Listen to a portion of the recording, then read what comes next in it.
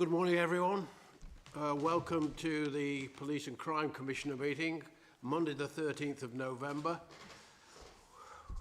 We're at Staffordshire County Council in the Oak Room.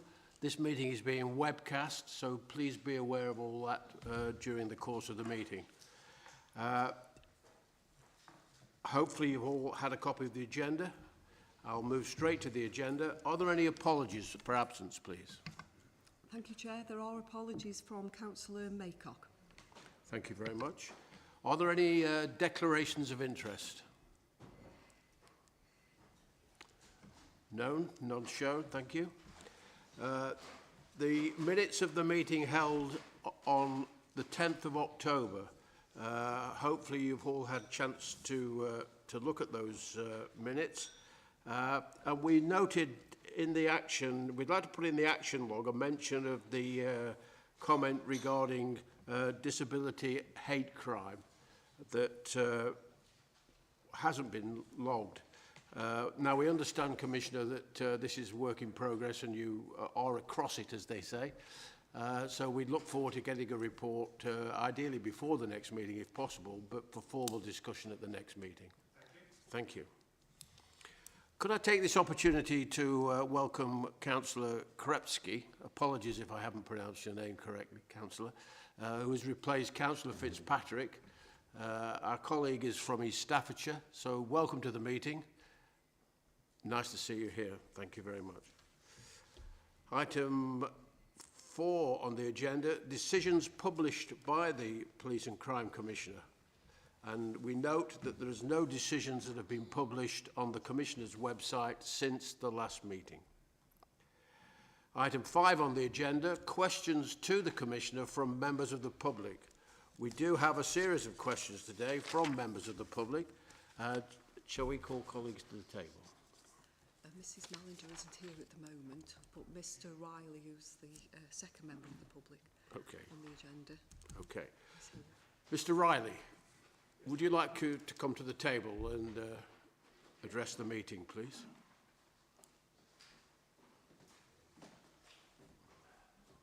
Good morning, everybody. Can we just wait for your microphone to come on? Oh, sorry. Good morning, everybody. In relation to the 2 questions I've answered, I've no supplementary questions. Nothing at all? Nothing. Okay, that's all right. All right, well, thank you very much for submitting the questions. Thank you. Mr Reid next, do you think? Yes. Mr Reid, would you like to come to the table, Mr Reid?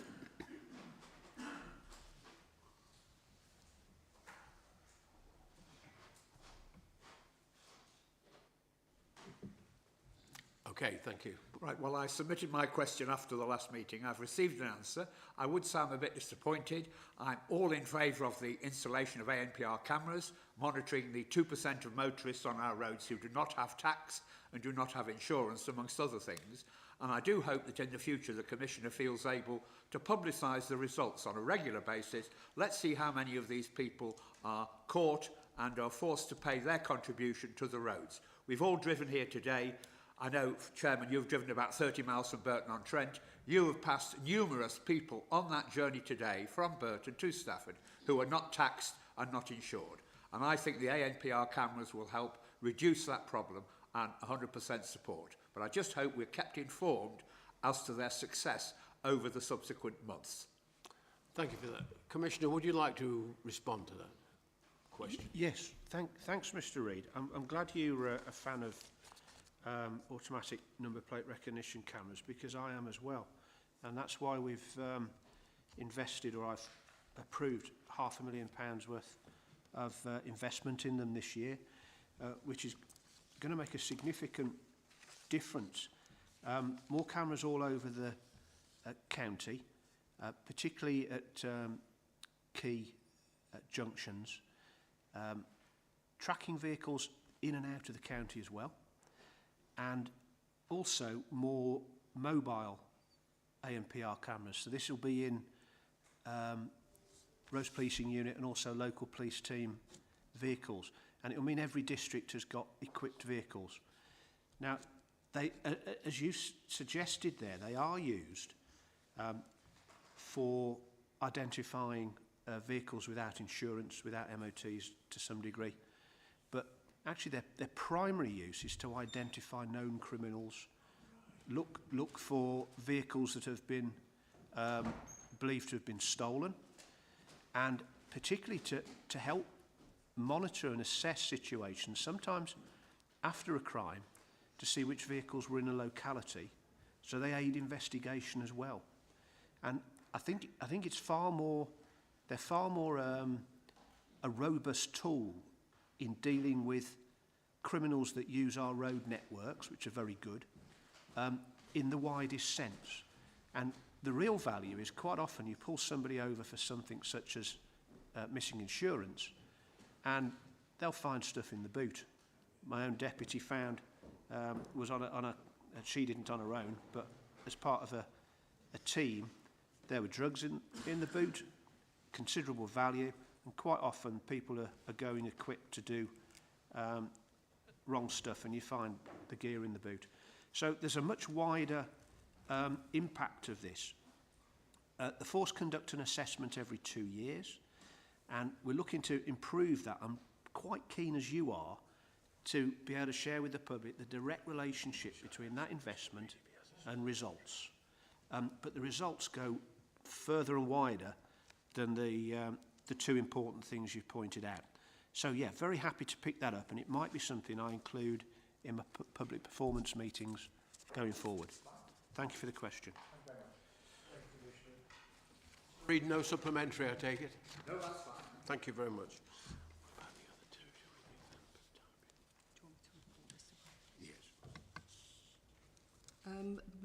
The panel has had two further questions from Mr Bradbury, who isn't at the meeting today. They were received within the required timescales, but after the agenda has been published.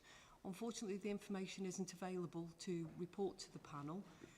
It will be sent to him as soon as it's available, and I'll give him the option of raising it at the next meeting if he wants to. I won't mention that. No, she's not here, is she?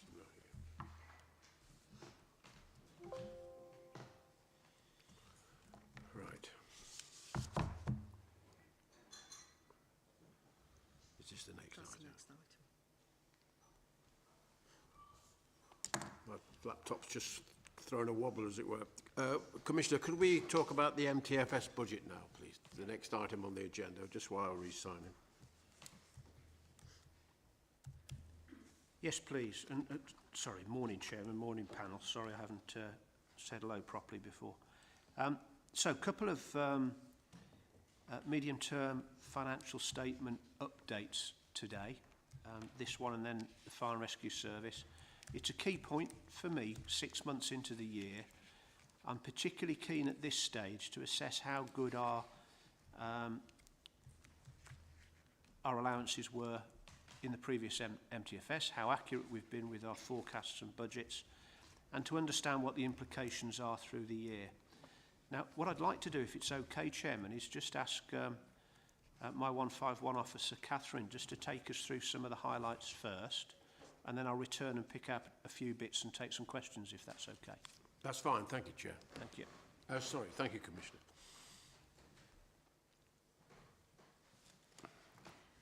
Hello Chairman and members of the panel. Today I'm just going to, well, David and I are presenting the updated MTFS reports for police and then fire. There's a number of similar assumptions around the changes to the MTFS in both reports, so we're both going to pick out the important points for you. The police report provides an update on the following, so the current year's budget position, the MTFS assumptions for the future years, key dates in the budget setting process, and it does provide an update on capital spend as well.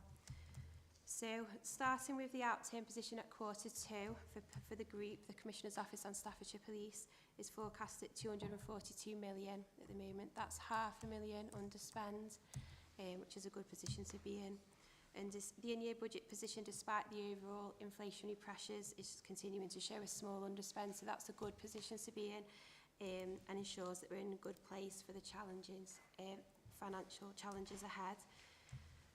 So since the panel met back in February, the external financial environment has continued to change, with inflation running higher than budget and the pay award coming in as higher than budget as well.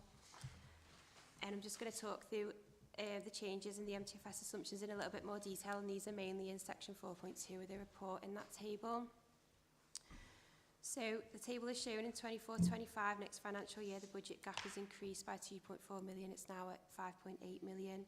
And the budget gap has increased by 7 million to the 12.6 at the end of the MTFS period in 26-27. The panel should note that this increase in the gap is driven by mainly the two factors I've just spoke about, so higher inflation and the higher than budgeted pay awards, which are largely out of the Commissioner's control or that of Staffordshire Police. So just going through some of the lines of the table in a bit more detail. So the assumption around inflation, we've now increased this to 3%. It was 2% in the previous reports. Also, the budgeted pay award has been increased to 3%. Previously, that was 2%, and we're assuming that government funds anything above that 3%, which is what's happened this year. There's pressure on the budget because the pay award grant doesn't cover fully this pay award, and also around the rank and supervisory mix that Staffordshire Police have got. We've also increased non-pay inflation to 3% to mirror what we've done on pay inflation. There's a couple of small new pressures there of around 600k. These are around care and custody and targeted variable payments for detectives. But these are offset by some new savings that we found around capital financing, insurance and the Regional Organised Crime Unit. So as part of the budget process, the MTFS will continue to update this through the time when we come back to panel, which is February the 5th. And the closure of the gap will need to be reviewed as part of this process to look around the use of reserves and any further savings that we can find. And the settlement from government is expected on the 19th of December, which will play a key part in this update for the next MTFS update in February. Commissioner. Thank you. Thanks, Catherine. You've heard there a reasonably good position, some good estimates and forecasts made.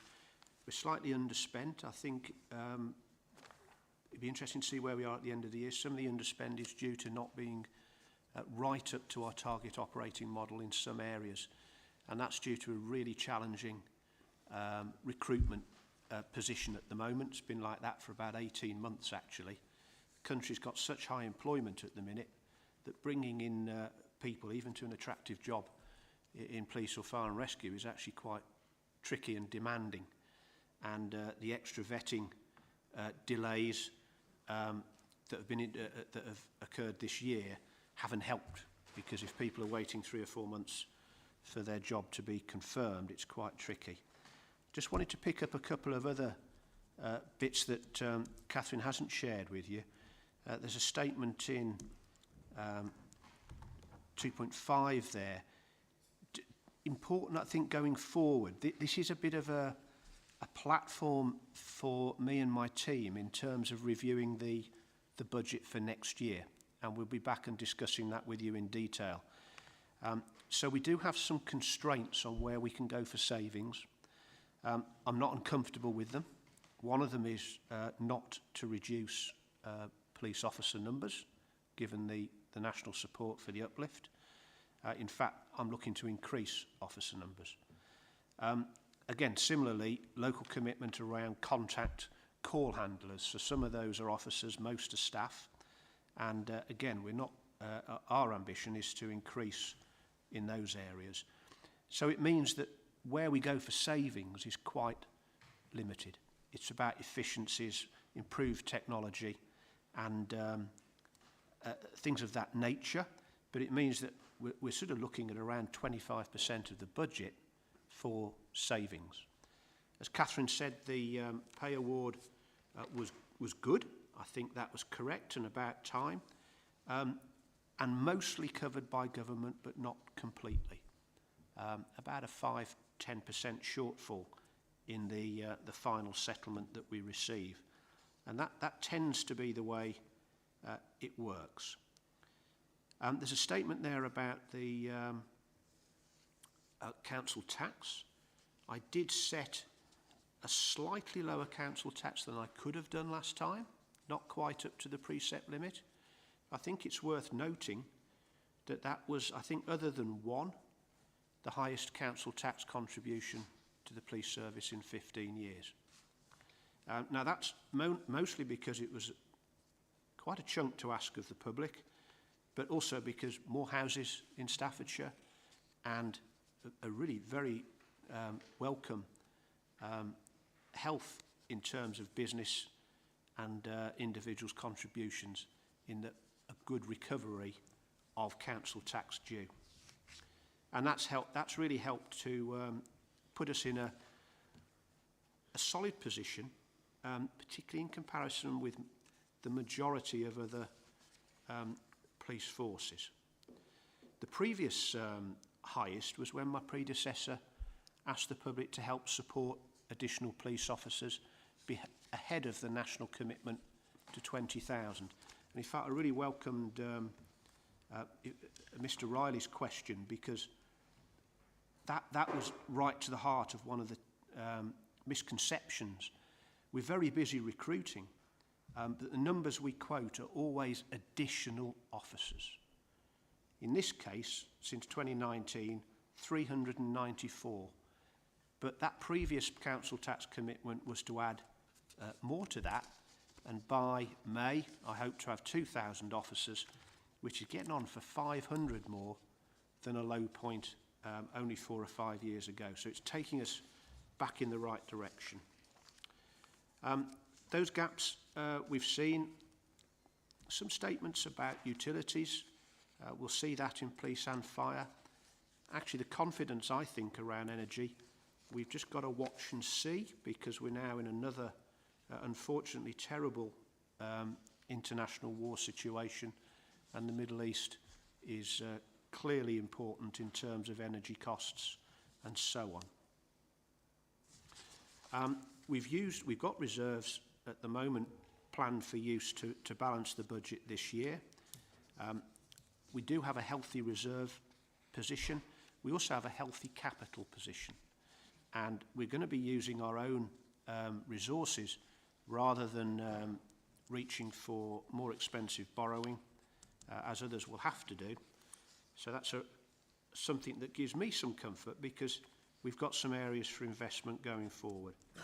So all in all, Chairman, I think this represents and highlights what a good effort David and others made. John, who's the S151 officer for police, made last year in preparing the MTFS, because we're really pretty close to what was being forecast. I'm very happy to share some more as it develops over the next few months. There's a bit of uncertainty, as there always is, but I think we're in as good a place as any to still make some constructive choices for the next few years.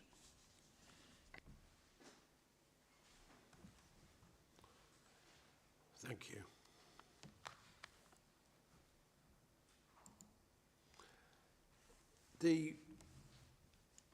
We took some time to look at the document and came up with a series of questions, and I'd like to just, you may have touched on them, and we clearly note that where we are in time in terms of budget preparation and MTFS. But if I could just throw a few things on the table, please, Commissioner. Paragraph 7.7 talks about the capital programme and targeted removals. What are targeted removals? Some investment, for example, could lead to income generation. At some point, we'd like to know what you intend to remove from the capital budget. Just moving on to the next point, what criteria has been used to decide on the reductions? Is there a formal process to do that? We can't quite get a feel from the papers we've looked at as to how you've arrived at that decision. And paragraph 7.3, £1.6 million worth of loans will be paid off. And we had a thought that why pay that off when we're getting good interest rates at the moment? Maybe that's a sum of money that you could have used to support continued investment. Your view on that would be welcomed as well, please. And in terms of reserves and the assumptions around reserves, perhaps it's too soon, but what happens if you've got any of this wrong? How robust will your assumptions be? Thank you. Thank you. I'm struggling to identify or specify the targeted removals. I don't think they're significant. Actually, my conversations have mostly been around confirming projects going forward, such as estate refurbishment, sharing of estate between police and fire, continuing investment in vehicles, and we have in the plan, but still subject to a further review, the significant firearms training resource. We've also brought in a facility for personal officer training as well, which is in response to College of Police requirements. I'm going to have a quick look at Catherine and David, who may know more about removals. Yeah, so I've got the detail around 2 of the removals that are mentioned in the report at Q2. So these projects were either no longer required and they were deemed to have no business impact from their removal. So one is around 400k on IT. So there's various projects including network infrastructure, storage and hosting and data warehousing. And the second one is on estates, just over 100k. Improvements to Herne Court and works at Block 6 back at the HQ, just deemed no longer needed. So they've been removed. Right. Good. Well, they're not insignificant amounts of money, but I'm not surprised I haven't heard about those in detail in that case, if it's IT and HQ refurbs that were deemed unnecessary. On the loan item, so that's loan at the moment we would be paying an increased amount of interest on. So I think it is now at the point where it's actually practical and probably planned in to pay that back. Yeah, David? So thanks, Commissioner. Just to pick that up, Chair. So yeah, in terms of that loan repayment, that will be a scheduled repayment at a particular date. So as the Commissioner says, we have no option but to repay that loan. But of course, we'll be saving the interest that we would have been paying on that loan. And I get your question around receiving high levels of interest at the moment on our investments. But of course, a lot of these loans are historic and would have been taken out at probably an average of around about 4.5% anyway. So the impact will be fairly neutral in terms of that position. Okay, thank you. Excuse me. On the reserves position, this is something that we keep a really close eye on. The service has got sensible reserve levels in line with those recommended across the service. Again, not necessarily reflected across the country, but comfortable here. And you may recall when we were setting the MTFS last year, we talked about the earmarked reserves, which are largely in place to support individual project work or anticipated areas of pressure, right down to sort of department level, IT reserves and things of that nature. We also talked about the general reserve, which is the main resource that we've got at £9.5 million. That's about 4% of the net revenue budget, which is exactly where it should be according to recommended practice. But we also had a budget support reserve, which we put in place a couple of years ago, and that was essentially to allow us to balance the MTFS without any sort of call on reserves that wasn't expected. Now, I will never be in a position to say things that might happen in the world mean that we don't need to call on reserves that we hadn't anticipated. But I'm also not comfortable having bigger reserves than would seem sensible or necessary. And in this case, I think they're exactly the right value at around that 4% mark. So we ought to be in a position to ride through any storms, but I can't guarantee that, nobody can. But we're in a very good position there with our reserve strategy. Right, thank you for that clarity, Commissioner, and that goes a long way to, depending on what you were going to say, I was going to ask that the sort of information you shared with us today in terms of adding clarity to the statements, whether you would consider putting those sorts of things in an appendices for us to just to take it in prior to the meeting, rather than ask it here. If that would be acceptable to you, the panel would find that really helpful. It would, Chair. I believe in our annual MTFS we definitely detail the reserves, earmark, general, etc. And we'll continue to do that, but we can bring it through in the half-year reports as well going forward.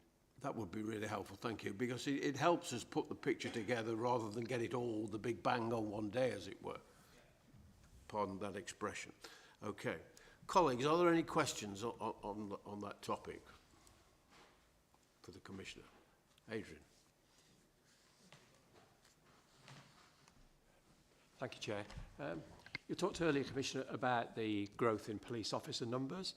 I'm not sure I heard you correctly, but you hope to achieve the target, was it next year?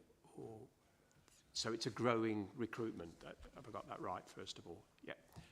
So as we recruit officers, the year they're recruited, they're not at full cost because they're only here for part of the year. So my question is, the budget, does that reflect that the growth in wages is incremental, or does it assume that we're fully staffed all through the year? Yeah, the budget does the best job it can in anticipating that. We've had a couple of factors this year, actually. One is the opportunity to get support from government for further uplifted officers. And I believe it's in the region of about 60 officers that we've been able to take over and above our original uplift allowance. Now that means that we've taken some of those in or sought to recruit them a little earlier than we might have been planning to. And I think our numbers are around about, they're only a handful, half a dozen short of the 2,000 I was hoping we'd have by May, which is good news, but it does mean it's brought it forward, but that is with supported contribution from government. The other thing that's mentioned in there is that through the year, we've sought to bring in some experienced officers. So where there have been opportunities for transferees, this is officers who wanted to come to Staffordshire, particularly as detectives where there's a pressure on our investigations, we've brought some people in. Now they are generally of a higher grade with more experience and a little more expensive than in the budget, but that's all been managed in year.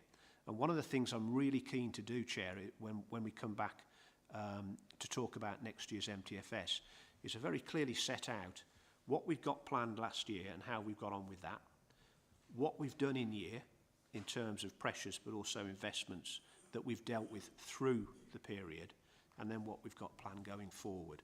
And so we'll reaffirm where those extra costs have fallen in terms of experienced officers. Okay, thank you.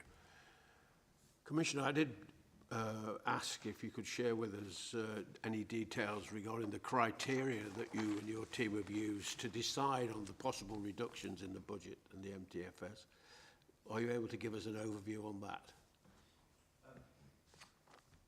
Yes, of course. And actually, part of that process of reviewing the year, I would absolutely expect to have a narrative along each area of pressure or gain.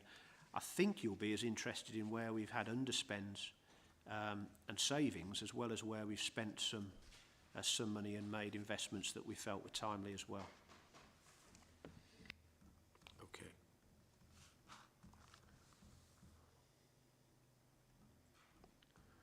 Right.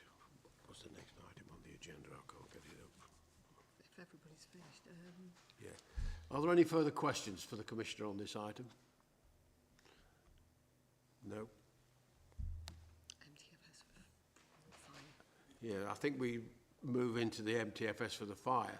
There's a lot of commonality in the questions that we shared with you today, Commissioner. So perhaps you can either confirm the applicability to the fire service or add any other specific points that we may have perhaps find interesting. Thanks, Chairman. I mean, yes, absolutely. The Fire and Rescue Service is looking to keep us safe in the same environment as police, but there are some nuances and differences. Again, with your permission, could I just ask David if he wants to give us a brief overview, and I'll pick up on one or two bits after that, if I may. Yes, please. Thank you, David. Okay, thanks, Commissioner, and thank you, Chair. And first, I just really like to thank Catherine for the update that she's provided for police, and for members of the panel, really. The paper that you'll see in front of you for fire hopefully follows a similar sort of format and takes you through the story and the same sections that you've seen for policing. So I'll try not to avoid any duplication, but I'll cover off some of the key points if that's okay. So just starting off with the out-turn position for fire. So in terms of the latest spend position and the forecast for the year, again, we've got a positive position for fire, that overall the spend forecast for the year at £46.5 million is in line with the budget that was set. In terms of spend to date, there are some savings that we've seen at the moment from pay and also from better income. We've talked about investment income that is slightly better, and also we are, because of those slightly better areas of income, we are results in a lower use of reserves required by the end of the year. And this is also despite the fact that we have seen an increase in business rates costs for fire. So the latest valuation office agency business rates forecast came in this year, and we've seen an increase across the fire premises that at the moment we are managing to absorb. Like policing, we are continuing to monitor the impact of inflation on our cost base, and will continue to do so, particularly through the winter period when we start to look at and review the impact of, for example, the cost of electricity and gas as we go through the colder periods of the year. But at the moment, we're predicting that overall those costs will be in line, or if indeed slightly favourable to budget, particularly around some of the utility areas. Now, members of the panel will remember when we set the budget for fire this year that there was the last minute issue around pay awards for 22-3 of 7%. There's also a 5% pay award for the current year 2023 for all operational fire staff.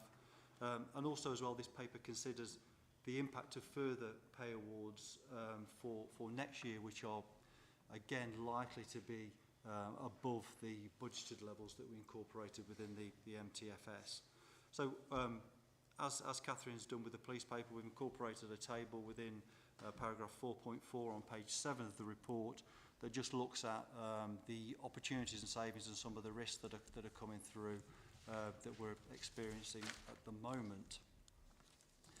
Now, of course, the external financial environment continues to be uncertain, and inflation, whilst it is reducing, it's still running at a high level, and many of our cost increases are factored upon RPI and CPI at specific points in the year.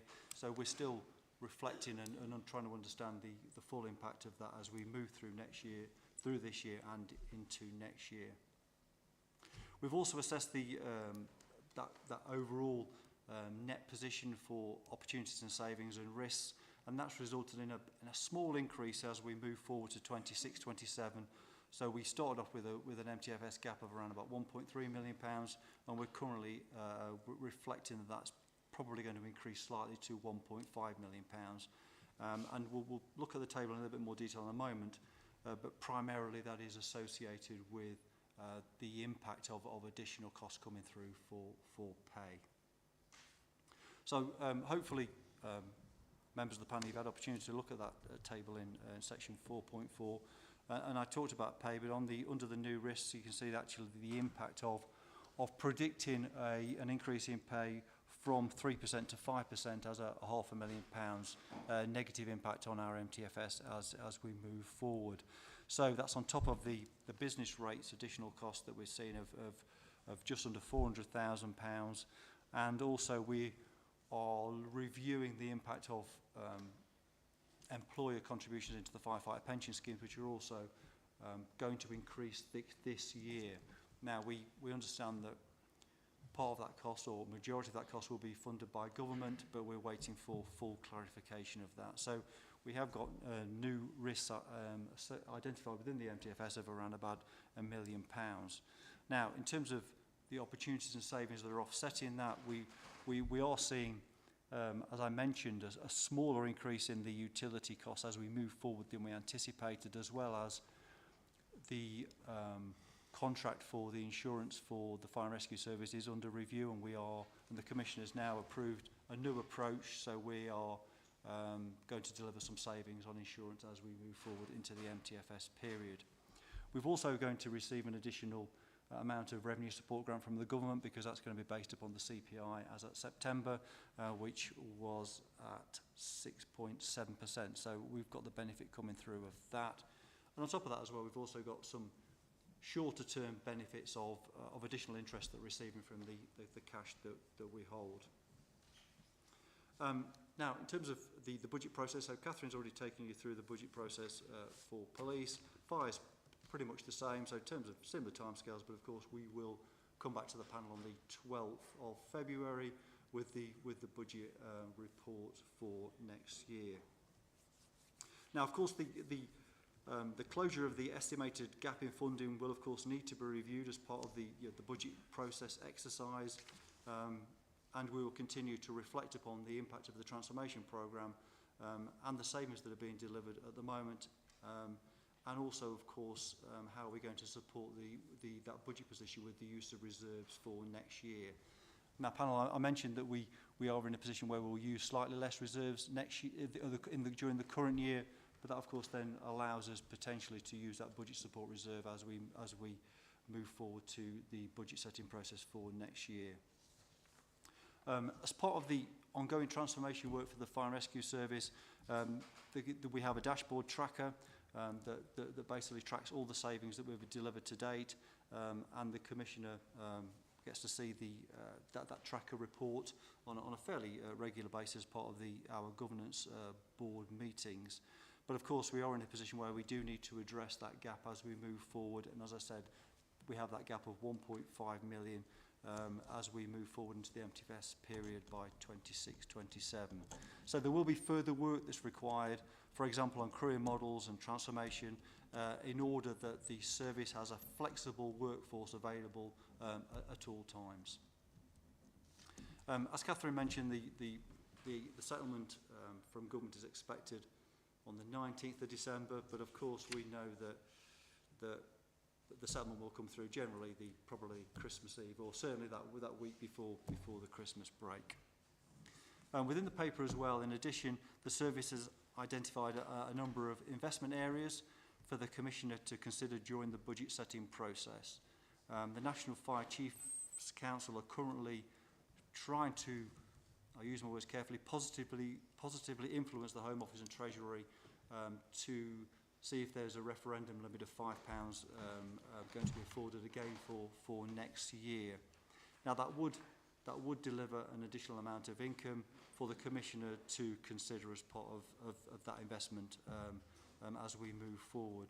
But of course, the Commissioner will be consulting on the proposed level of precept shortly for both policing and the Fire and Rescue Service. So, Chairman, I'll leave it there, but obviously happy to take any questions about the overall position for the Fire and Rescue Service. Thank you. Thank you. Commissioner.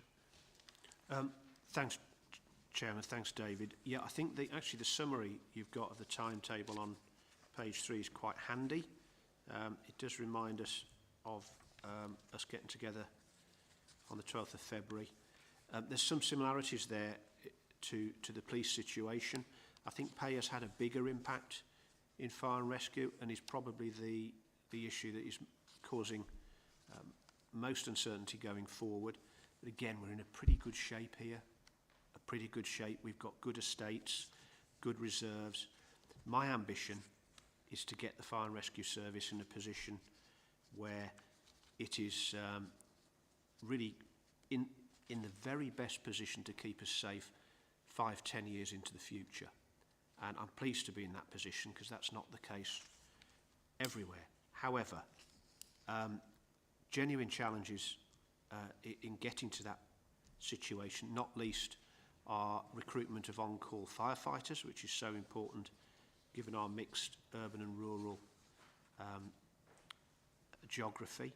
Some positivity there with recent recruitment and a substantial number of proposals being made and worked through at the moment, which I am sure will mean more people want to join as on-call firefighters, and certainly those who've joined want to stay. A good list of where we're looking to invest, mixture of training, technology, improved response in terms of taking advantage of drones, and also really considering new risks such as lithium-ion batteries. You'll have read, I'm afraid, about incidents related to those. I just say to the public, be really careful if you're buying something that needs recharging.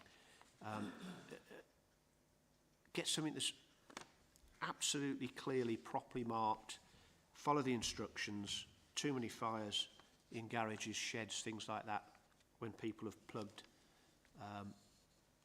devices in and they catch fire.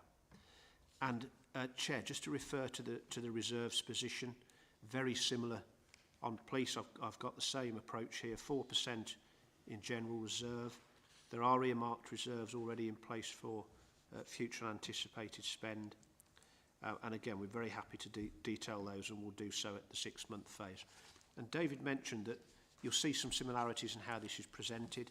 Actually, I'm really keen that we get them even more similar, not least, you're probably like me. If you get to look at something in a consistent format, it's helpful. So I'm going to try even harder to get the two documents set out in the same sort of way. Thank you. Councillor Atkins. Thank you, Chair. Clearly, there's a backlog in terms of investment in both the fleet and in ICT. And what impact is that having on the ability to attract more firefighters, whether it be on call or retained? It seems to me that if you don't have the investment in the fleet, you don't have the investment in new IT, then clearly there are questions there about the improved safety for fire officers, and particularly when you're talking about reducing manning on particular vehicles. So what is the plan to deal with that backlog in investment? Because clearly if people have the option to go to a different fire service where the investment is perhaps greater, then they may well do that. So what is the plan going forward to try to address those issues, and what is the impact on both the recruitment and retention of existing staff? Commissioner. Thanks, Councillor Atkins. I don't think I used the word backlog. I'm conscious that there's areas for future investment. I know this year we've invested in our breathing apparatus. We're about to land some new heavy equipment, area ladder platforms. David, is that? Yeah, Commissioner. Right? So, thank you for the question. Yeah, so Commissioner, absolutely right. So we've recently taken delivery of 2 new aerial ladder platforms. So these are very expensive items of equipment. We've also got 2 new heavy rescue tenders that are due for delivery at the early part of sort of the spring next year. And then we're looking to procure a further 3 appliances as well on the contract that we've got. So we are, I would hope there is no backlog significantly within our core fleet. In fact, we are investing in quite considerable amounts in our heavy fleet at the moment. So I'll be disappointed if that was having a detrimental impact upon our recruitment. Yeah. To be honest. Yeah. if I may, Chair, I've not really, in my station visits, I've not picked up the word backlog or detriment. Generally, firefighters and staff are in really good premises compared with the rest of the country. The only one I think is overdue an upgrade is Stafford, actually. And that's because we were considering some other options there for further investment. We're cracking on with that now. And my ambition, as I said, 5-10 years in the future, we are going to have to replace some of the pumps, particularly reserve equipment, rather than the stuff they use now as their primary resource. But when that's being serviced and repaired, they go to reserves. So a continual refresh of the equipment. It's also working practices and tech. And there's something I think is worth mentioning there. We'll probably pick it up again later in the fire service review, is what they call the clean cab concept. So because of correct concern about contaminants being brought back into cabs from fires, how do we make sure our firefighters have got clean working environments when they're in the vehicles, that their all their appliances, kit, clothing, etc. is safe because of any risk of contaminants that cause long-term illness. So we're right ahead of the game with this stuff. For me, it is about investing in a service that we can all feel comfortable with. It is not trying to cover debts, trying to chase pay increases, although that is a genuine challenge. And as far as I'm concerned, my ambition is to keep the locations open, keep them absolutely properly equipped, and make sure we've got a flexible firefighting resource to respond to the incidents as quickly as possible. Chair, under technology and systems, it states, a number of ICT systems and associated processes are outdated, and the approach to improvement due to reduced resources over the last few years has meant that progress has been slow. In order to exploit the benefits of new systems, the service needs to accelerate these projects, and which will require investment. So clearly, ICT is not just something we would like. It is actually very much about the safety of firefighters, because if you can't communicate properly with your firefighters on the way to an incident, which may change over time, then it seems to me that this is something that should be a priority, because clearly safety is a priority, or should be a priority for the service. And if we're in a situation where ICT is outdated, then clearly we're not providing the firefighters with all the weapons they need to deal with whatever incident they may come across. And of course, you know, it is a complex environment out there, and they need to have the technology to deal with that. Now that's what your report says. And then it also says under response, in order to provide the most up-to-date resources to deal with the changing risks within the county, it is imperative that the service explores new and improved technology. So there is an issue there. I mean, you don't call it a backlog, I called it a backlog, but what is happening with that? It's in your report. Let's have some explanation. If I may, yes, apologies. The ICT systems. Actually, this is something that has been brought to my attention in the last 3 or 4 months, really. The key concern is around more the administration, back office type IT, particularly with improving our reporting. And that's because of not so much pressure, but encouragement I'm giving that everybody has got access to performance data quite quickly. And we want to jump into using Power BI and things like that to automate reporting for our analysis. However, it also includes a significant investment that is down the line for fire control. Now, this is a service that we share with West Midlands Fire and Rescue. They've recently gone through an upgrade. It only finished about 6 months ago, actually, and we're being told there's another one to come. And it's quite a significant jump to the very latest version of fire control. that is really state-of-the-art, wonderful stuff as it is. And in fact, Chair, the panel might want to visit the Shared Control Centre at West Midlands Fire one day, and just to see the level of technology and communication that's already in place.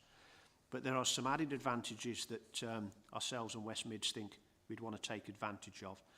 And actually, Councillor Atkins, what you're doing here is setting out for me the conversation I want to have with the public this side of Christmas about, yes, we have a fire service that is well equipped. We have a fire service where firefighters' safety comes first and can get out to incidents really quickly. But I want to put it in a position to deal with the issues for the next 5 or 10 years. So I will be talking to them about their appetite for investment, and it will be into some of these areas. In terms of heavy kit, I'm quite sure we're ahead of the game, and I'm now looking at what do we do with our reserve kit. Now that's the sort of conversation that most of the fire and rescue services in the country would be delighted to be having. Just in terms of that ask, it does state in the document that the council tax precept I set this year was not quite as high as it may have been. You'll remember the conversation. That was when inflation and particularly energy prices were hitting everybody particularly hard. But it was the biggest council tax contribution to the Fire and Rescue Service in 15 years. And to my, actually the records don't go back far enough, but I think it's possibly one of the biggest ever. I believe the public are seeing the difference that we're making in both fire and rescue and police. They have absolute confidence in their 2 chief officers, which they should do, who are now fully settled in. And I think we're in a position to ask them if they could invest with us to secure their future. So it's a welcome conversation, but I absolutely don't want to leave the impression that this service is not safe and properly equipped, because it is. I would just add that the job of this panel is in fact to raise issues that the public want to raise. So that's exactly what we're doing at this panel, to ensure that we're flagging up the issues which our constituents are raising with us. Yes, I would support that comment, Commissioner. It's vitally important. I know you do listen, and there's no doubt about that. But the point made there, I think, is very important, and I do hope that you've taken that on board. Just the earlier comments we made about service transformation, that'll start to unpack as we move forward, I think. But what I did noted was obviously flexible responses with an increased productivity of 3% being a target. What would increased productivity look like from the fire service? Well, one of the ways, one of the differences might be something we've referred to before. We've talked here about a trial that we're currently running for on-call firefighters to attend some incidents as a team of 3, where they can't attend as a team of 4 or 5. And to give you an example, the latest on the trial is that I believe we're up to about over 250 incidents have been attended. They would not have been attended by that on-call team if they were previously running to the rules of not going on the run with less than 4. And those are incidents where we might be preventing people going back into burning buildings, preventing people going into water after their dogs. There was a terrific example in Nosal where one of those smaller teams got to an incident within minutes, was able to put out a fire, I think related to a tractor. That pretty much saved the lives of 30 or 40 cattle in an adjoining barn. So these are incidents that simply would not have been attended before. And productivity is fundamentally improved by that type of activity. So we're continuing with the trial, looking forward to seeing that progress further. It's actively supported by the firefighters and themselves, but we'll be continuing to consult with them and the wider public as we review the progress of that. So it's that sort of fundamental. And another fundamental is keeping retained firefighters engaged. We are considering different training, different rules around the amount of distance they might live from a station to accommodate the fact that the world has changed. And that's all about increased availability and increased productivity. Tomorrow, Chair, I'll be hosting in this room, actually, the Chief Fire Officer for one of our 6 monthly public performance meetings. We will talk about that. We will be talking about ICT now, I've been prompted, and I'll see if I can get a bit more detail tomorrow that you can pick up on. And as always, Chair, yourself, panel members are very welcome to sit in or to observe that online and just see the performance of the service and where we're going and hear it from our Chief Fire Officer. Thank you very much, Commissioner. Just two final points, if I may, and we'll commend the fire service for the work they've done recently when we had the incredible amount of rainfall, which must have stretched them on the day, as it were, or a few days. And it's admirable to their capabilities that they managed to deal with all saving people and animals and pets, all very important to the community. And the point we touched on earlier about lithium batteries, from a community point of view as well, I was minded to ask about your communication strategy or someone's communication strategy to get the message home to the public of the importance of looking after these lithium batteries and the vehicles that they're in. The scooters, you can you can see so many scooters now bombing around the street, and what happens to them when they get home? They're in the lounge, they're in the hallway somewhere.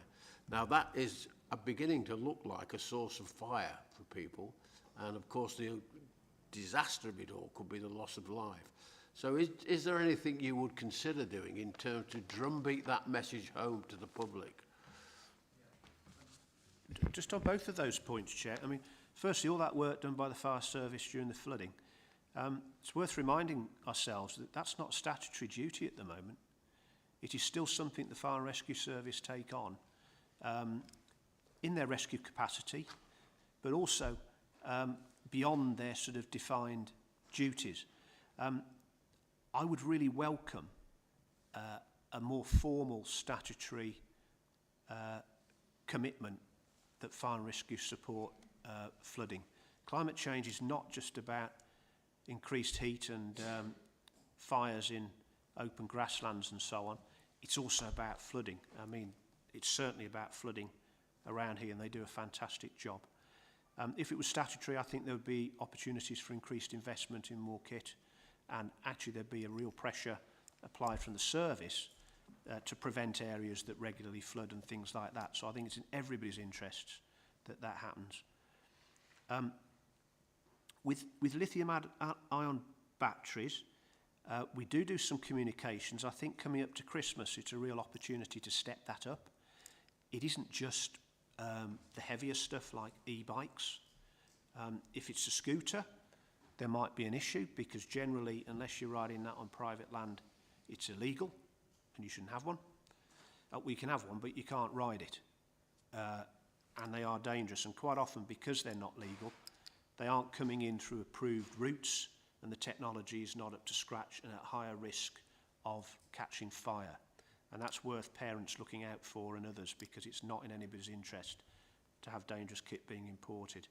But e-bikes, but even charging things like power tools, phones, etc., do it properly. Make sure you've got proper charger cables, and don't leave stuff charging any longer than it needs to be, because unfortunately there's risks related to it. I don't want to frighten people. This isn't a massive issue, but it could be if we don't address it. It's part of looking after your own household. That's fine. Thank you, Commissioner. Right, I think at this point, are there any more questions for the Commissioner on the fire service? Yes, thank you. Thank you. Commissioner, you partly answered what I was going to ask about the trial that started with reducing the number down to 3. It talks in the report on page 30 that it's currently being evaluated. There's a number of focus group meetings taking place during November. When, as a panel, can we expect to see an actual evaluation report? How will it come back to us? And in terms of the budget setting process for next year, how has it been factored in so far? Because it's started the budget planning process. Has it factored into what you've done so far? Thank you. Thank you. Commissioner. Well, the trial's been running for some time.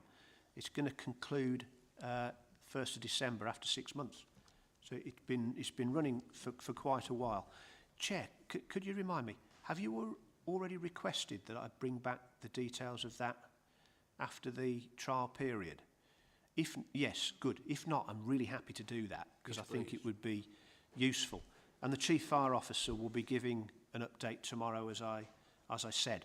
I would urge, if I may, I've had a few councils and other bodies asking me questions about this trial.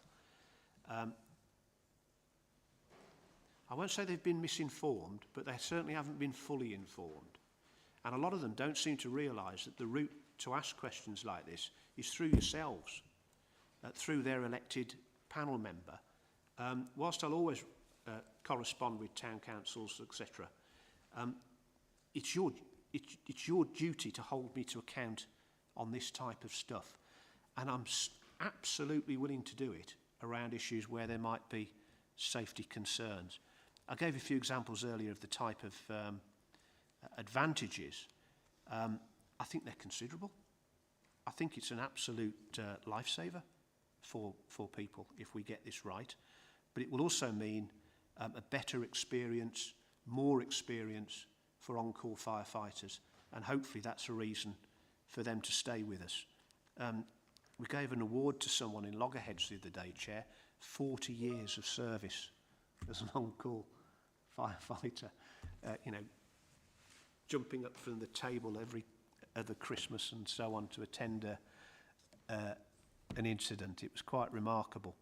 But people's personal circumstances have changed, and if we can encourage them to stay for 10, 15 years rather than 4 or 5, that would be great. In terms of working this into the budget, actually the budget implication is only that we would get nearer to our target for the number of retained on-call firefighters that we want. There isn't, on that basis, it would probably cost the service more because that's an area where there are generally an underspend at the minute. But the real advantage that's being worked up, and I'm hoping to work in, is around the productivity improvements I mentioned earlier. Okay, thank you. Are there any more questions for the Commissioner? Okay, could we move to item 8 then, the Fire and Rescue Annual Assurance Statement, please? This is a comprehensive document. Chair, it is, isn't it? I wish I'd had this document when I was considering the role and when I first landed, because I think this is a really good read. If anybody hasn't, well, I'm not suggesting it, well, let's just say if you've got an interest, this is a really good way to get a total overview of what our fire and rescue service are doing. I particularly welcome, and it's quite important that we've done this, we've taken a decision to move the review of our formal safety plan and push it on till the end of the summer. So we've extended it by a year. It's been refreshed, and this is part of that refresh and also part of the process of informing the public what fire and rescue do. And the reason for that is because I'm a fire commissioner rather than an authority, the election timetable can have an impact in terms of my fire and rescue plan. In other words, what the public have asked me to ask of our service above and beyond or in line with their statutory duties. So I'm really pleased to see that the fire and rescue plan is referenced throughout the document, as I would expect it would be going forward, whoever was commissioner. But also I think it makes for a good read. It demonstrates where we're making investments. It's open and honest about the challenges that we face. And I think people will find it quite handy. It talks about the public performance meetings. It talks about the extra sharing of estates that we've got planned in for police and fire. There's half a dozen locations there, which I do hope will work out. They're still subject to some final checks and so on. And indeed, it talks about the 3-rider trial in an informative way as well. So I hope you and your panel members found it helpful, because I did, and I think anybody who reads it will. A question that occurred to me, and I think colleagues as well, this is, we wonder whether the public had any input into this document. This is all, obviously it's all about the fire service, what we're going to do for you. Is this what the public want? It's an easy assumption to say, of course it is. We don't want to die in a fire, or we don't want to get washed away in a flood. But what, has there been any public input? I think this document is a statement of assurance rather than you're going to test me now, the CRMP. What's that stand for, David? The risk management plan is a formal statutory document which does require wider public consultation, and that is a process that's being kicked off right now to conclude later in next year, as I've just said. So that's the one where there's a wider input. But of course, my plan has been informed by public input, and that's largely why you'll see reference in here to things like climate change, flooding, as we talked about earlier, but also the future of fire and rescue, which I see as fundamentally supporting and working alongside our other emergency services. So the falls response work is mentioned there.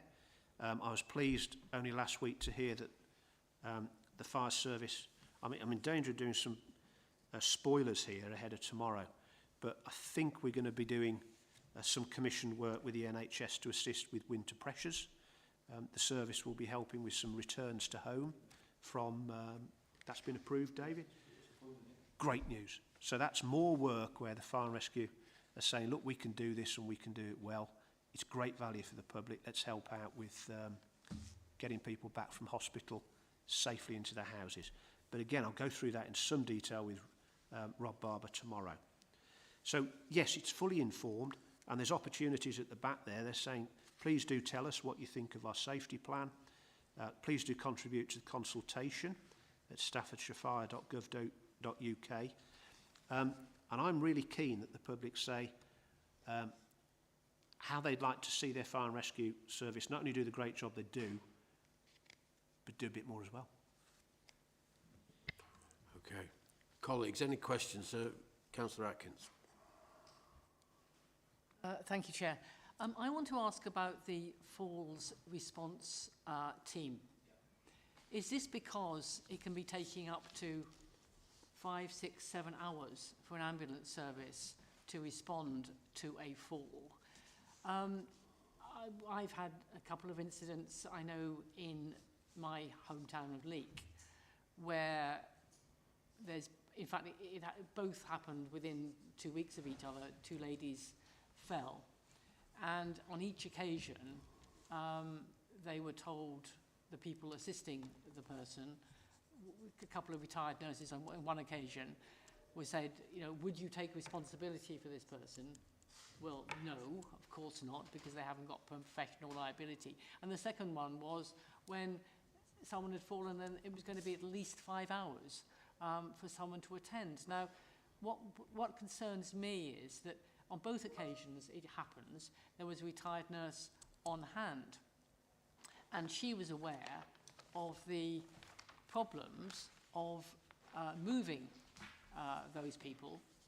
One, in fact, ended up having a broken hip, and the other one, I think, had a broken ankle. But in both situations, she was able, because she has medical training, to assess the situation. But when you have, and we're talking here about vulnerable people in the community, maybe living alone in isolated areas, what assurance can we give the public that very well-meaning and competent fire officers won't actually move someone in a situation where that could lead to further damage to the individual concerned. Because, you know, if you're lying on the floor in pain, you wouldn't necessarily know whether that was down to bruising or whether that was down to a fracture, or indeed, you know, there could well be a back fracture, which would, of course, be devastating if someone was moved. Now, so how is that working? Because it seems to me that if this is a sort of sticking plaster to plaster over the massive gap in the ambulance service, it worries me that shouldn't we be perhaps investing in the ambulance service to get it right, rather than expecting the fire service to paper over the cracks? Commissioner. Thank you. I'm very familiar actually with one case in Leek where a gentleman spent nearly 8 hours on his front doorstep, and it was life-threatening, the fact that he did. He could have been supported, and that's partly where the conversations between the services arose from. The service is commissioned by the Integrated Care Partnership, so NHS professionals, they are commissioning on the basis that those providing the service are fully capable of doing so. In the case of the team that do the falls prevention, they're fully trained. They're not fully trained to make an assessment. That is done by the control centres. It's done by the ambulance service and others. But they're in contact with those control centres, with paramedics, with doctors, and they are trained to identify issues and make the relevant phone call. Now, occasionally, they actually pause and they'll wait for the appropriate follow-up. But in the vast majority of cases, their intervention is actually saving lives, preventing people going into hospital. I think it's absolutely right that the people providing the service are fully insured and trained and backed up, not only for their own reassurance, but to know that they are not likely to cause further concern. My own view, Councillor Atkins, is that the ambulance service should be there sooner. I don't know why it isn't. And if they are reaching for help, then I'm delighted that we've got professionals who can help them. Firefighters aren't involved in this particular service. If they were, actually, they're within a whisker of paramedic type support anyway. And you'll be aware that firefighters are often first at the scene, and other fire staff for road traffic collisions, where equally you can face situations where, in fact, probably more likely going to face situations where people have got a real risk if they're not, if they're moved incorrectly and not managed. So there's a great wealth of experience in the organisation that supports it. I don't believe at the moment there's been an incident in, it's almost a year in, I think, that programme. I don't think there's been an incident where an assessment has been badly made and the service have been at an incident they really shouldn't have been at. They are graded and triaged effectively. And just to build on that, I'm looking forward. I'm taking the Chief Fire Officer and Assistant Chief Constable to meet with not the Chief of West Midlands Ambulance, but his care lead, because we're going to talk about these programmes. We're going to talk a little bit about right care, right person, which we've spoken about here before, and the opportunities for fire and rescue to be more involved in first responding as well.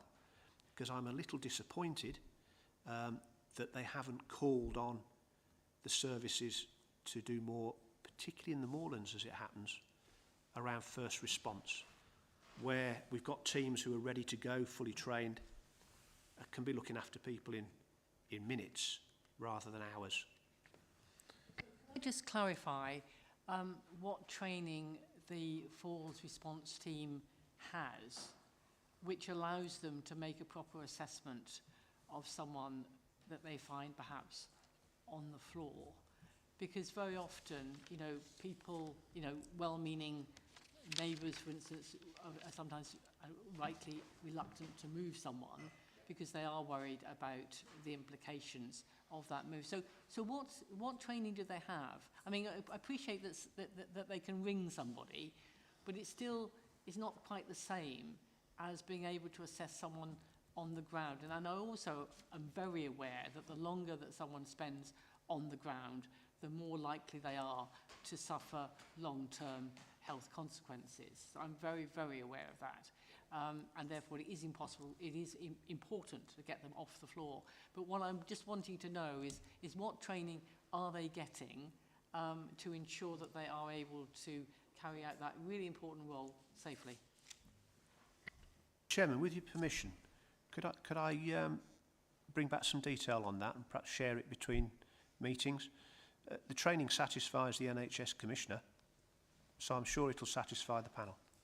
Okay, is that okay? We're not the NHS Commissioner, and I tell you, we're not satisfied with the ambulance service, as Councillor Cox and I will discuss this afternoon.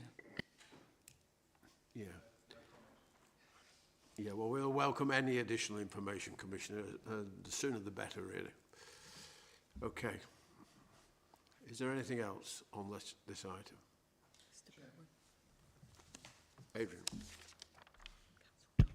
Thank you, Chair. This document refers to independent scrutiny, and I wonder if I could take this opportunity to raise the issue of audit, not just for fire, but for police as well, please.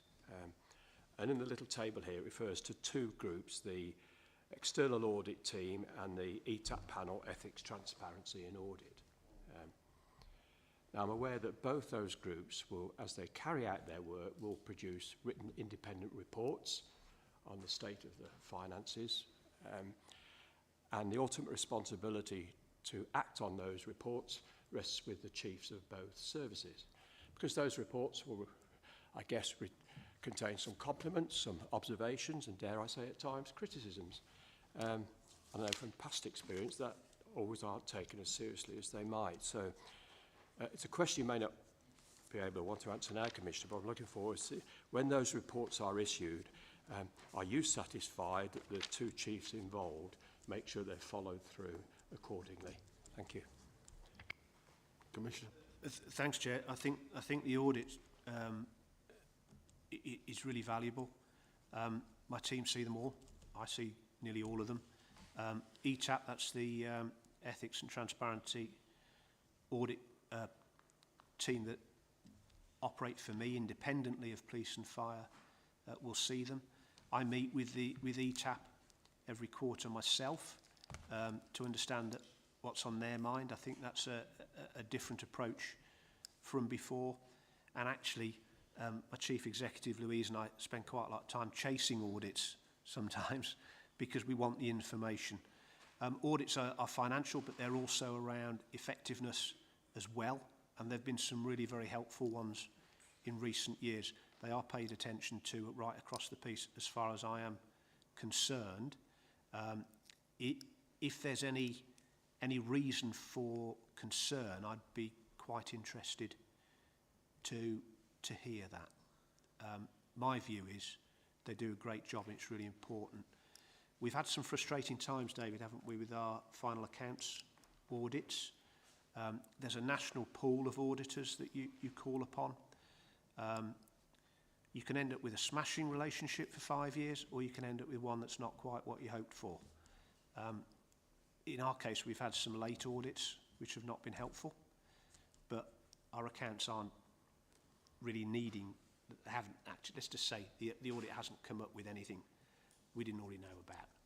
But in other places, I'd be concerned that late accounts actually mean poor accountability. So I'm very keen, actually, that audits do a good job, and I'm very interested in what they say.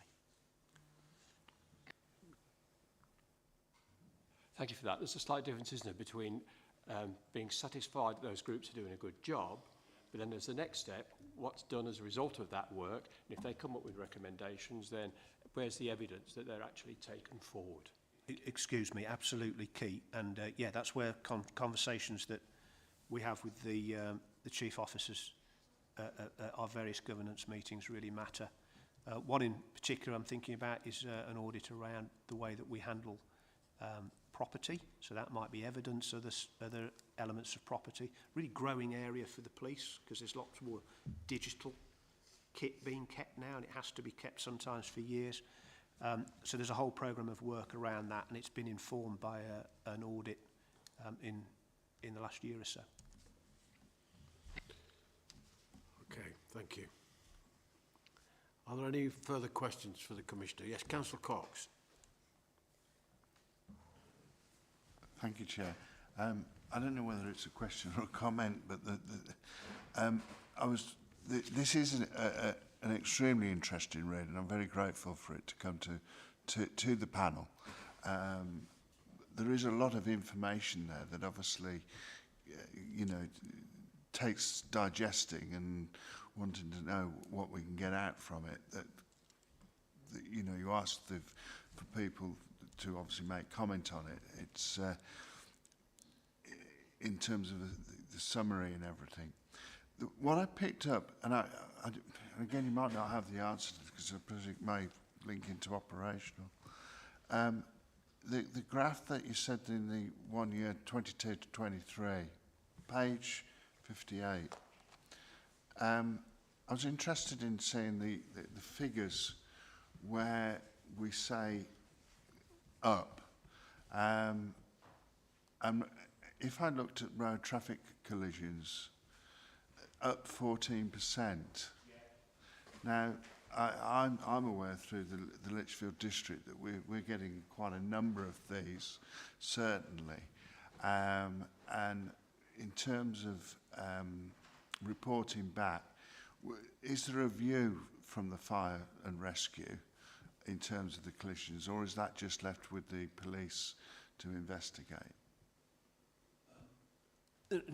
No, it's for both. I paid a visit to Docksea the other day, just the other side of Stafford. There's a new base for the motorway policing group alongside the highways team, and our serious collision investigation unit are based there now.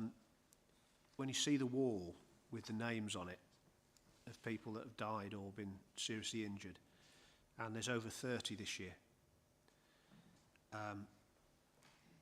it's going to stay on my plan as long as I've got the opportunity. Road safety, in its widest sense, is absolutely crucial. And the Fire and Rescue Service are in the conversation all the time, not only as a responder, but they also inform our Safer Roads Partnership work, and they're engaged in all the communication engagement we do around road safety. They also assist with things like training of motorcyclists, other activities around the county, and unfortunately, I think there's been several motorcycle deaths or motorcyclist deaths this year. So that's something that continues to be a priority for me and for them. It's really important. Thank you. The other one that drew my attention was the significant increase in small outdoor fires. I was just wondering, because I do have a worry about these portable barbecues, which I assume is what is contributing to this figure. I mean, what efforts are there in terms of how do you make it safe for people to and realise the responsibility that individuals have when having such portables? You know, I've been to Australia, for example, and they're very, very keen on obviously their outdoor barbecue areas, but you can clearly see that they are safe. And is that something that not necessarily have the heart, but look at ways that we can do more to emphasise that importance of responsibility if that is the increase that's occurring. And mindful, obviously, of Staffordshire. Staffordshire has its areas of absolute natural beauty. You know, we've got the roaches, we've got the cannock chase, and we can. The list is endless in many ways for Staffordshire, and it's a massive concern for me that we have irresponsibility. That then the pressure, that added pressure, is on our fire service and rescue. I'm going to ask the Chief just for a bit more explanation on that tomorrow. I know some of it's due to barbecues and some of it's rural, but some of it's things like bin fires and various other incidents as well. That's quite a big increase, isn't it? Yeah. I think what was helpful, certainly this summer, was the reaction of the previous summer to retailers pulling those small barbecues. A lot of them stopped selling them when it was particularly hot the year before, and I think that's a sensible step. But this will also relate to some of the stuff I mentioned before around charging electrical items and other bits, because of, I believe this includes things, fires in sheds and stuff like that, where that often happens. So if, with your permission, Councillor Cox, I'll ask the Chief about that tomorrow. We'll get that in the public domain a little more widely.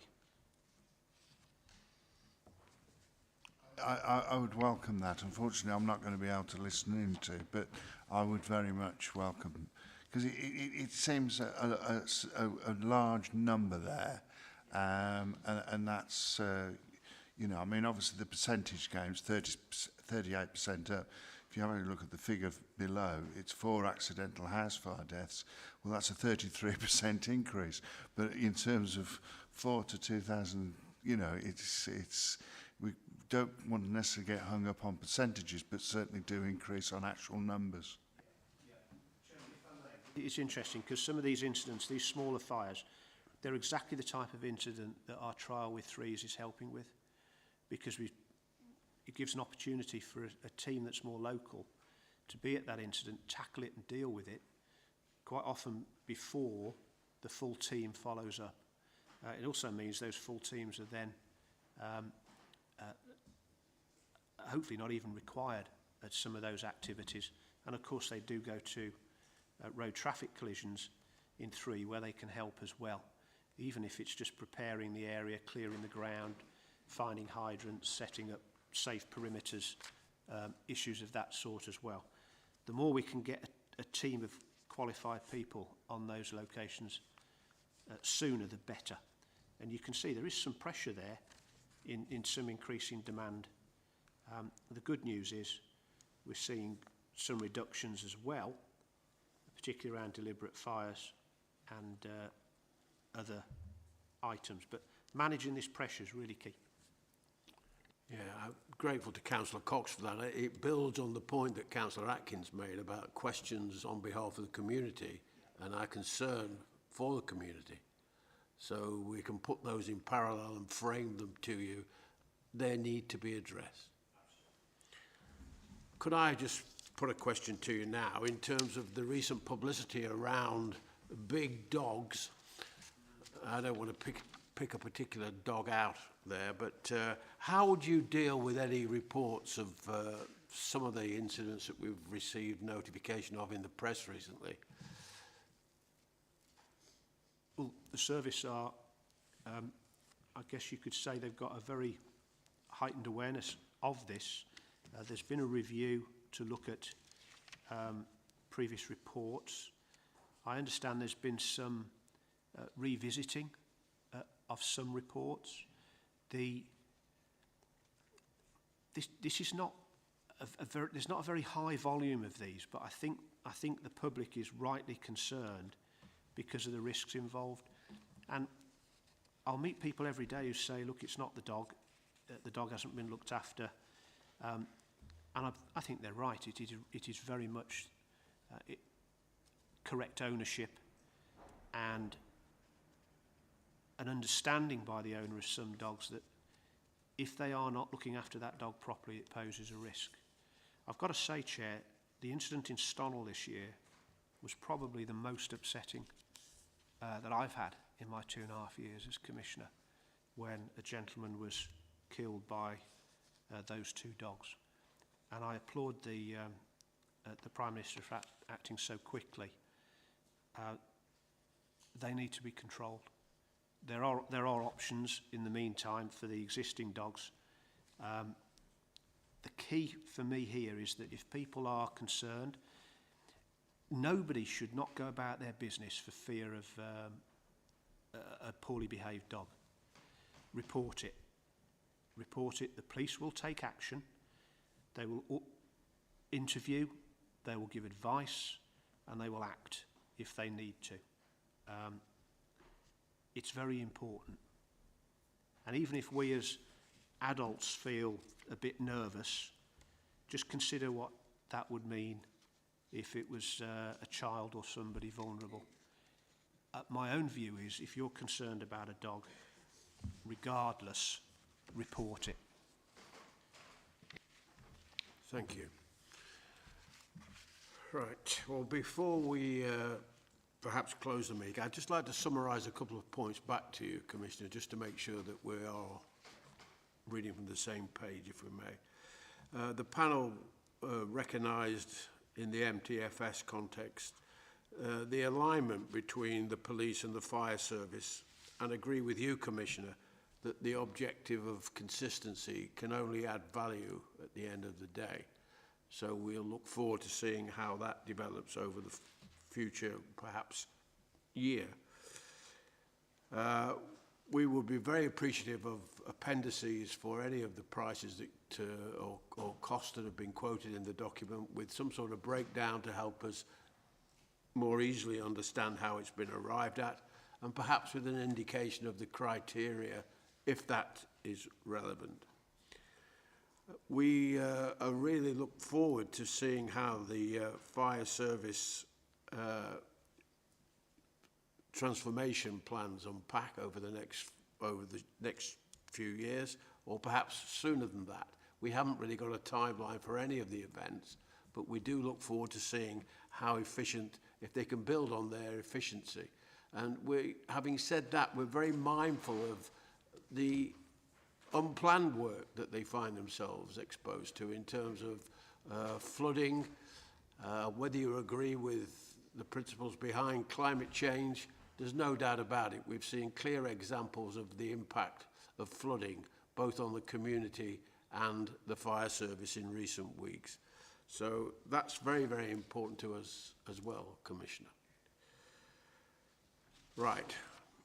At that point, I think we may have concluded. Adrian. So we've got item 9, questions? Yes? I was just going to say item 9, questions. Oh, sorry, I thought you were back first. Yep. I do apologise. I thought I'd had the last question. No, I'm good at getting it wrong, I'm sorry. Commissioner, a topic I've raised before about misbehaviour in the police, and this issue relates to the fire service as well, unfortunately. There's a lot in the media still about this, and it's not just sensational reporting. Unfortunately, it looks like there's a real serious problem around the country on misbehaviour by officers, etc. I've raised this before, and in the minutes at the last meeting, you told us that the Chief Constable had confirmed his commitment to ensure high standards of behaviour, etc. So my question is, Commissioner, as you hold the 2 chiefs to account, apart from verbal assurances, have they given you any formal evidence that they're actually taking this as seriously as we would want? If there is such evidence, would you be willing to share that with us, please? Or if not, is that something you could obtain for us as a report to clearly show that they are taking positive steps around this? Thank you. Chairman, this is something I will cover tomorrow with the Chief Fire Officer, and I also cover in my public performance with police. I'm now reporting the number of complaints, misconduct cases, things of that nature, the nature of them. The Chief Executive and I, we have a regular item on our 2x2 briefings where we want to know about new cases. in fact, tomorrow, might be today, today or tomorrow, I'm speaking to His Majesty's inspectors because they have asked Staffordshire to be a pilot in a thematic review. This is fire and rescue around culture and the process around misconduct, whistleblowing, things of that nature. Now that's in response to HMI requests to focus on it exactly for the reasons you've outlined. There have been some disturbing reports from some fire brigade areas, and it's really important that any misconduct within the service, but also how the service treats the public and responds to it, is really key. I've got a full-time officer who works for me, not a police officer, but one of my team looking at police complaints. If there are complaints against either chief officer, my team handle those. And I also handle all appeals. So if a complaint goes through the process with either service, somebody isn't happy with the outcome, and there is a review of that, my team hears it. I'm content, I'm very close to this. I'm absolutely with both chief officers around their total commitment to high standards and a recognition that no one in a service can make life difficult for any other member of that service or the public. It's fair and proportionate. The way misconduct is handled through the court or with our locally qualified chairs is fair and appropriate, but I think the public are right to demand that the standards are higher than they might expect of other services, or themselves actually. So there will be some data. I'll continue to share it in the public performance pack. If you would like, as part of an annual report or something of that nature, Chair, we can do that under a specific heading of misconduct and complaints if you'd like, because we can compile that and let you know the nature of the incident. We do already do that. We do already do that. Yeah, I think it comes in June, doesn't it? Yeah. Yes. Adrian? Thank you. I appreciate that. Apart from analysis of complaints, etc., it's about a programme to change culture, isn't it? You know, which is not an overnight task. I do appreciate that. So again, without prolonging this, it's evidence that that programme is underway, as opposed to just looking at the number of complaints, if you see what I mean. Indeed, and I think what might be helpful at the end of this thematic review, we can feed back the detail that we've provided there, and perhaps HMI's thoughts, if they're in the public domain, we could share back through the panel as well. There's a whole load of work going on with networks, groups, representative organisations, our own policies around recruitment, positive action on recruitment to help underrepresented groups have an opportunity to get the jobs that come up, to support them through that process. I'm very comfortable with the direction of travel here. I'm particularly comfortable that people who don't realise what they've taken on when they join Staffordshire Police or Staffordshire Fire and Rescue don't stick about. Thank you. Thank you, Commissioner. I think we have two more questions. Councillor Cox. Thank you, Chairman. There is a question in terms of directing an interim Lichfield district.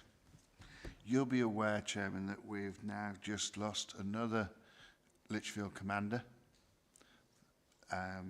which is about the fourth within 2 years. What are your views of that initial type of churn? Because certainly we are not happy. I used a phrase of disappointment, but it goes beyond disappointing.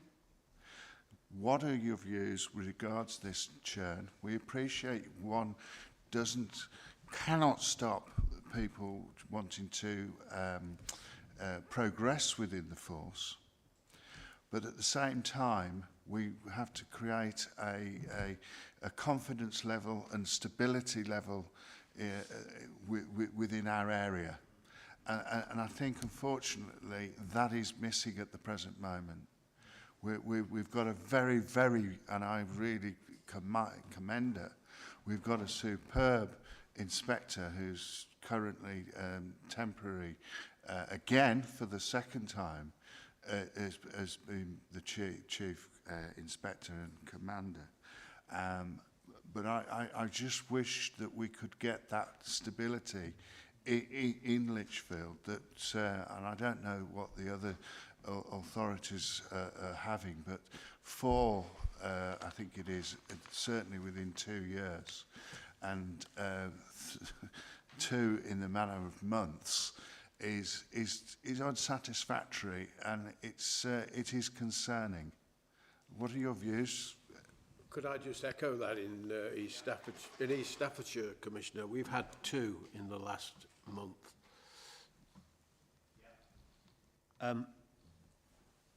Councillor Cox, I'm really pleased to hear you say how excellent your inspector is that's stepping into the space, because she really is.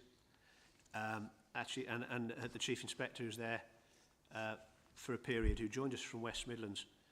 And I think not only no, I won't speak for the Chief Constable, but I think it was really helpful for him to have that type of experience alongside the rest of his portfolio. And this is really quite key for me. This is something I had a higher level of concern about when I joined or took this job than I do now. We need a senior leadership team in police that are as experienced as possible across all aspects of policing. Now, a fundamental part of that is understanding what it means to do neighbourhood policing, run a local policing team, and manage all those issues. Some of those individuals, though, are extremely talented in other areas as well, and it would be wrong for the service to say, no, you must stay there for 3 years, 4 years, or whatever, if an opportunity arose which they were particularly suited for, or indeed filled in another part of their wider experience. Because a good number of those chief inspectors will go on to be chief superintendents, assistant chief constables. Maybe they'll be running a force one day. So this is not for me as commissioner to influence. I do have a conversation with Chief Constable. He does recognise the value in that continued representation. And I think the comfort I take is generally there is a team in place that understands the locality. Now, you and the chairman, you will have seen your deputy commander step up, carrying that experience, whether it's Inspector Kidman in East Staffordshire, who's fully familiar with Uttoxeter and Burton, or Inspector Green in Lichfield. They are not inexperienced in the area. So my view is, if they could stick around a little bit longer, that would be great, but it's not by design. It's not by design. Unfortunately, we lost someone who headed that team up to illness. Things happen. The demands on the service are considerable. Chief Inspector Morgan is now assisting in the contact centre, where he's got a particular, sounding like that Liam Neeson character, he's got a particular set of skills around that area of work, and that's key, isn't it, for all of us.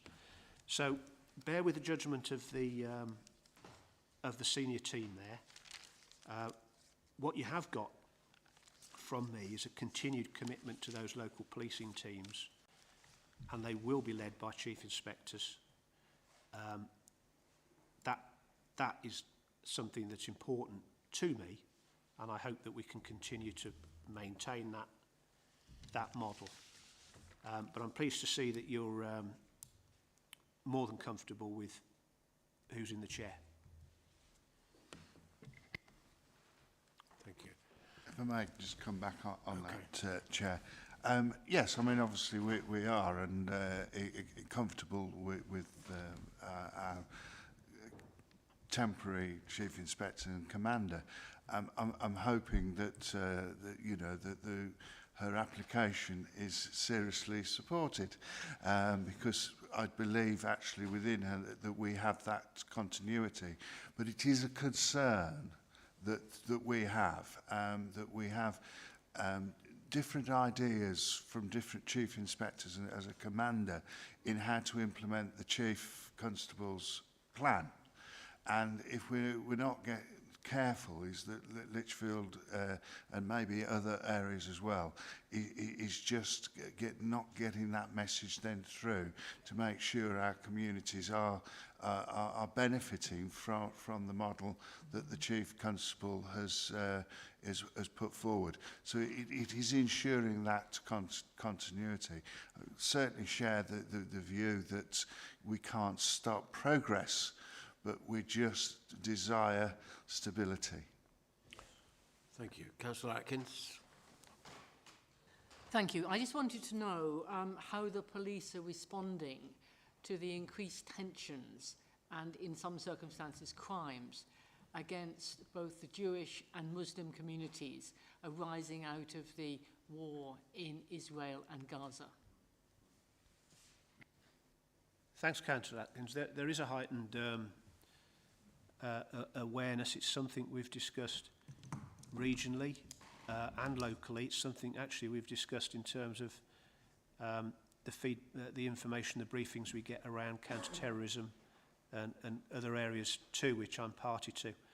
The service here did support the activity in London this weekend, but they were also very visible out and about in our own neighbourhoods supporting remembrance services as well, which is terrific. So far, I'm not aware of any particular incident in Staffordshire, but there is a heightened awareness. And it's important, I think, to remember our Chief Constable is the national lead for the police chiefs on protest. So he's more informed than any, really, on the issues.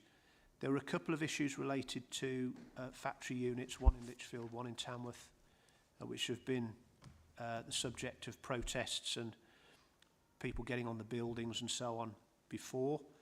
And there's been some increase in activity there. So this is something policing across the country is keeping a very close eye on. Yeah, I mean, I wanted to emphasise the fact that it's not just the Jewish community, but obviously Muslim communities as well have a knock-on effect. And I'm pleased, obviously, that our police force was able to help in the London situation. Hopefully, now that we have a new Home Secretary, things will change a little bit. Commander? Yes, sorry, Commissioner. Commander. Thank you. I'm not sure if that's a promotion or a... It sounds good, though. Well, you said you joined. Yeah. Chairman, I agree with Councillor Atkins. In fact, it was the... we did see, didn't we, right-wing motivated activity in London and policemen being injured, or police officers, not just men, but women as well down there, and volunteers from around the country to support that. We will support that activity. But of course, it does mean that local forces are not quite at full strength. We have to call on volunteers for those types of mutual aid situations. I'd prefer it wasn't happening. I just hope people make their case, make their views heard, without needing to inflame others and without any injury coming to anyone, least of all the police. Thank you, Commissioner. At this point then, item 10 on the agenda, date of next meeting is February the 5th, 2024. Please get a note in your diaries about that. And at this point, I'll close the meeting. Thank you, Commissioner, and your team. It's been a useful meeting. I'm pleased we have some follow-up actions to look forward to seeing the outcome of. So The meeting is now closed at 11:49. Thank you.